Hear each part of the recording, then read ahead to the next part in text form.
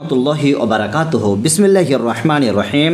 সুপ্রিয় দর্শক মণ্ডলী, আজকের ভিডিওতে আলোচনা করা হবে দুষ্ট দৃষ্টিপাতের অশুভ প্রভাব দূরীকরণের দোয়া, অর্থাৎ বদনজর থেকে বাঁচার জন্য যে দোয়া পাঠ করতে হবে সেই দোয়া সম্পর্কে আজকের ভিডিওতে আলোচনা করা হবে।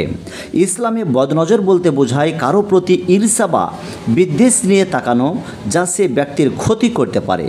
বদনজরকে কুসংস্কার বলা যায় না, বরং এটি একটি সত্য বিষয় যা কোরআন ও হাদিসে বর্ণিত আছে। ইসলামে বদনজরের ধারণা একটি গুরুত্বপূর্ণ বিষয়। এটি একটি সত্য এবং এর থেকে নিজেকে ও অন্যকে রক্ষা করা অত্যন্ত গুরুত্বপূর্ণ বিষয়।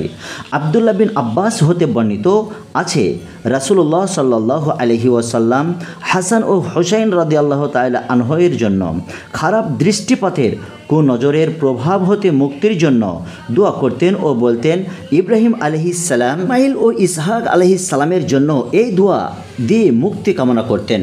সুপ্রিয় দর্শক, আজকের ভিডিওতে আলোচনা করা হবে বদনজর থেকে বাঁচানোর জন্য বিশেষ দোয়া।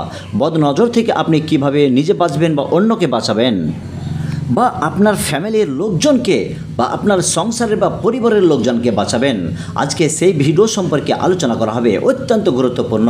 চলুন দোয়াটি আমি উচ্চারণ করছি। আপনার যদি দোয়াটি জানা না থাকে তো আমার সাথে উচ্চারণ করবেন, ইনশাআল্লাহ এই দোয়াটি আপনিও শিখে যাবেন।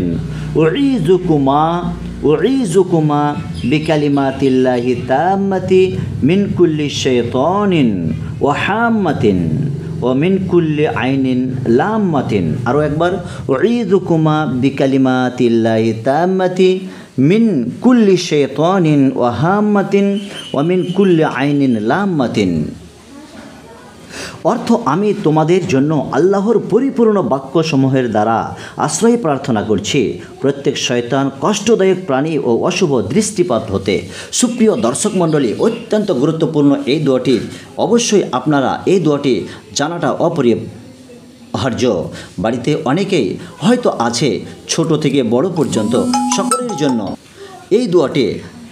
সুপ্রিয় দর্শক, আজকে এই পর্যন্ত। আমাদের এই চ্যানেলে 500-এরও বেশি দোয়া রয়েছে, আপনি একে একে সমস্ত দোয়াগুলি দেখতে পারেন।